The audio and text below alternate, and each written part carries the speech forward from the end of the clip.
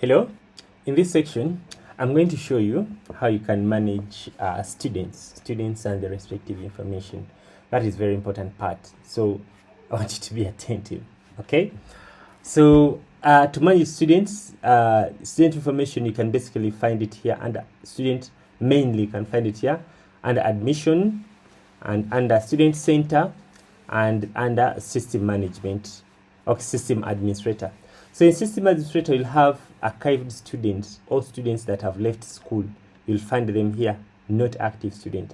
But let's leave there. That's the very last part that we shall come to.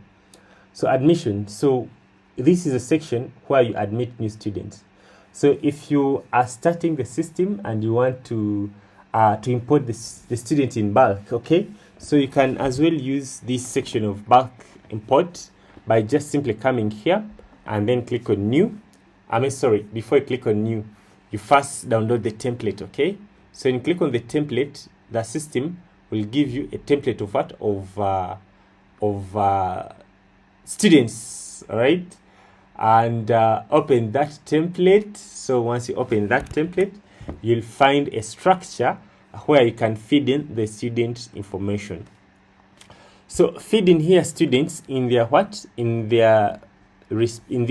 the data of student in these columns as it is there, and make sure that you give them a unique identification. All right, make sure that you give them a unique identification. If this student already had the ID numbers, so put the ID numbers here, put their name here, the last name, the sex or the gender, DOB, and these other information are optional. But the most important information, there are these first 4 columns: the ID, the first name, last name, and then the sex or the gender of the student. All right. So after setting that, you can go ahead and upload this batch import. So make sure that they're in a certain class. So you set them per class. All right. So go ahead and say batch import. After you've downloaded this one, I've fed in data, and then come and say upload. So you say upload, go ahead and select the class where you want those students to go. So if I want this student to go in P4, I select P4, and then I go ahead and select that Excel that of P4 students, and then I go ahead and submit. So after submitting, you go ahead and click on this button of import student. So the system will go ahead and process it and import those students and give you the summary there. So that is how you do the batch importing of student. This is usually done when you start using the system, However, the other time when you admit a student, you don't need to do bulk import. You'll add a student manually, or you admit a student. So how do you admit a student, or how do you add student one by one? Also, another person can choose, like, I don't want to do batch import, I want to add my students one by one. So the question, how do you add a student one by one? So to add student one by one, you just simply come to admit student or admit new. And admission, just say admit, okay? So in this section, you'll be able to put the student information. For example, we shall show that you're creating a new student, and the role of this student will be a role student, so you cannot change it, right? Go ahead and enter the first name, last name of the student. Go ahead and enter the last name. If this student has a LIN number, go ahead and enter the LIN number. Enter the school pay code if this student has a school pay code, and school pay code ID. Then enter the gender of this student, whether male or female, enter whether it's a day scholar or boarder, and then go ahead and enter go ahead and enter the date of birth, whether this is optional. Only where you see the star, those are the required field. The rest are optional if it doesn't have a star. So go ahead and select the class in which this student belongs. So if it's in P2, go ahead and say this student belongs in P2, and then give them a specific stream to which they belong in that P2. Go ahead and do what? And enter the student's photo. All right, enter the student photo here. So after doing so, if you want to continue editing this student, you just simply continue edit and then submit. So here we have other sections. However, these sections are optional, but you can fill them. Here you can fit them. Here is where you put the home address of the student, enter the current address of the student, enter the guardian name. This is a very important part. You have to enter the guardian name. For example, the mother or father, you enter it there, and the contact of the guardian. And then after, enter the guardian second contact. So these are the most important contacts. When you generate the message, you send the messages to these contacts of the guardian. So enter the religion, now enter the father's name of the guardian, of the parent, the father's name of the student, and the phone number of the student, mother and phone number, and then the guardian occupation, and then the nationality. So those are the fields that you have to fill. However, they're optional, but they're very important. All right, so after doing so, you can find the class that this student has been in. You can find them there. You can set this student theology class. However, we shall come to this later. And if you want this student to be able to log in, you can come here to system section. You give them the email and password they should use to log in. However, these are optional. You can simply concentrate on this first tab only, maybe and the second tab to enter the guardian information. First and second tab, those are the most important tabs. All right, so go ahead and set the student class like that. Now, we have three statuses of a student. We have pending, we have active, and not active. So pending, these are the students that have just registered with our school, but they have not turned up. For example, you know how students always do it. They will apply on, for example, on 5 different schools, and they will go to one school. So before a student turns up at school, you can keep them in a pending. And these students will be here and admission in admitted student. That's where you'll find them. For example, let me say that I'm admitting here this student. Let me go ahead and fill in some fake data. All right, let me say I'm admitting this student. I fill in some fake information. All right, so I go ahead and this is Madeline Serena Murphy. Maybe she's female. I go ahead and say she's a day scholar. I give her date of birth to be 1990, 1999, and then I go ahead and give the class maybe to be P4, and then say P4 mainstream, and then I can go ahead even and attach a photo of this student. If I have it, you can go ahead and attach it. Let me see if I have here a random photo that I can use for testing. I think I don't have here some photo, but if you have one, you can go ahead and use it. All right, so go ahead and attach the photo. But here, the main part here, I'm going to leave this one to this student in what? In status of pending. So I can go ahead and submit this record. So this student has not been admitted at our school. I can find this student here under admitted student. He's just admitted, but he's not active. All right, he's not active at our school. So until this student shows up, then I can be able to do what? To mark that student as an active student. All right, so those students that have not reported, you can find them here. You'll always find them here. And those students who have been deactivated, you can always find them here under not active students. All right, so I can go ahead and access that student. Let me see here.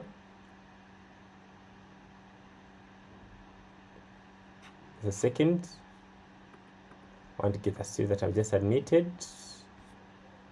So the students that have not reported to school, they'll be, yeah, he's here. I want to set them not to be active, so I can come here and say edit. I want to send her back to pending, so I can set her pending. She has come to active students, so she's now pending. I can be able to see this student is here in admitted students.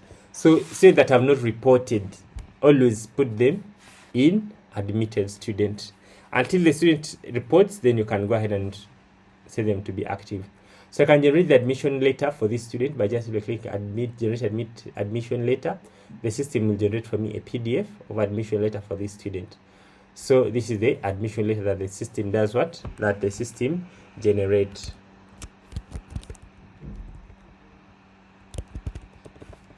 You see, that is the admission letter that the system does generate.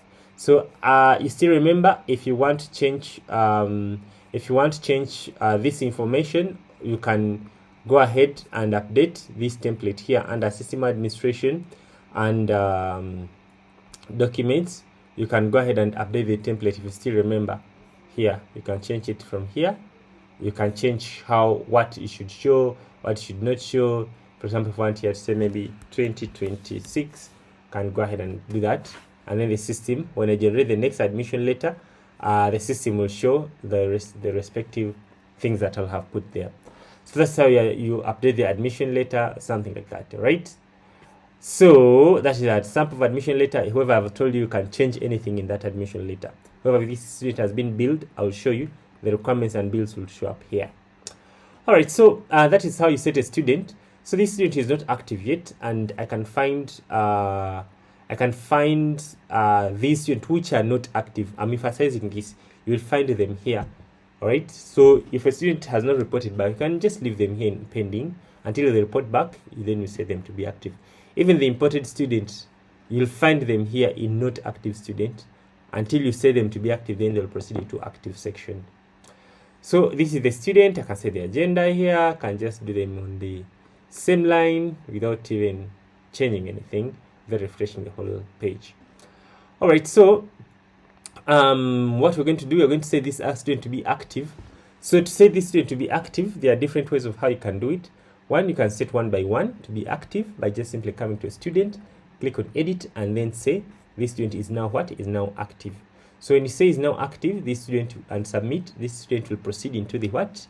Into the system as an active student, and those are the students that we shall be actually counting. So by doing like that, so the student will leave this admitted section and then will proceed to active students. That is one way. The other way, you can select students that you want to set active. Let's say that you have maybe 50 students and you want to set 5 only. So you can select those ones that you want to set and then come here to this drop down and then say change student status and then set them to be maybe active. And then when you submit, this student will be changed their status to active. That is a bulk way of doing it. Now we have a section of batch import. I've already explained that and I've shown you how you can admit a student. If you want to update the student's information, just simply come here on the admitted student and then say click edit here on the actions column, and then you can go ahead and change the student's information to how you want it to be like. All right, so if you want to upload photos of students, we give you ability to upload photos of students at once.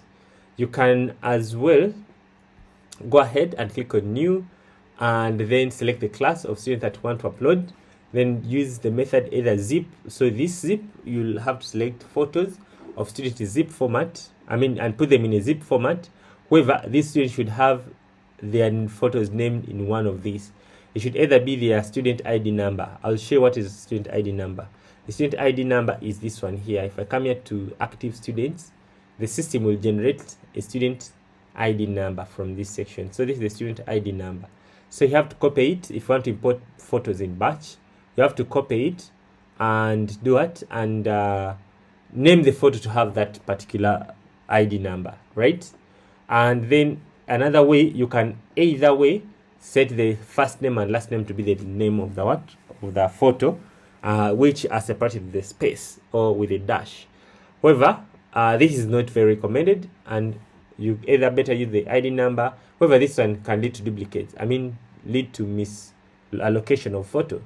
And then another way, you can use the school pay code. So set the name to have the school pay code. Anyway, that is how you can batch import. And then after putting them in batch, you can either drag and drop them here and say you're using images, drag and drop them here. Or you can say I'm using zip. So you zip those photos, you just select those photos and right click and say zip. So you zip them and then you upload this zip here. So the system will submit that record and then will give you here accountability of each photo that you submitted and to which person did it go to. So you can find those photos here. So this one is done when you uploading photos in bulk. Let's say use the camera etc. So you can try it out and it works perfectly. And if you find some challenges, you can knock on us, we can help you. So that is batch photo importation. And that's how you admit a student. That's how you you do it. That's how you set the date of students. Now, how do you manipulate students? How do you manipulate students' information? Let's do that in the next lecture. In the next video. The next video will show you now how do you manage the student data, how do you change the student's status, how do you perform some batch operation on students' information, all those things. How do you set student photos, all those things. Let's do them in the next lecture, and make sure you don't miss.